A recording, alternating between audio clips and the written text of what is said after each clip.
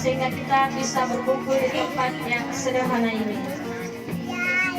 Terima kasih atas kepercayaan warga Kelurahan Lampu yang telah mempercayakan saya dengan tema We Share We Care, kami peduli maka kami berbagi. Terima kasih yang telah mempercayakan saya untuk memberikan sedikit uluran tangan kepada ibu warga yang ada di sini. Tidak banyak yang bisa sampaikan. Saya seperti Nabi Muhammad SAW bersabda, hadis-hadis Rasulullah, tidak hanya di kalangan keluarga, tetangga, dimanapun kita bisa berbagi bagi orang-orang yang membutuhkan uluran tangan kita.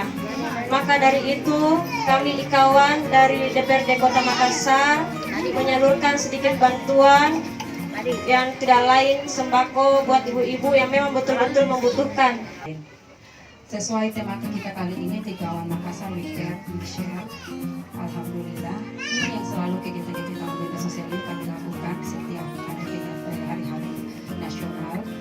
Kenapa kami pilih tema kali ini We Care, We Share? Karena kami yakin banyak di kalangan kita, khususnya perempuan yang masih sangat membutuhkan uluran tangan dari kami. Untuk itu, ini ada sedikit kontribusi bukan saja dari saya,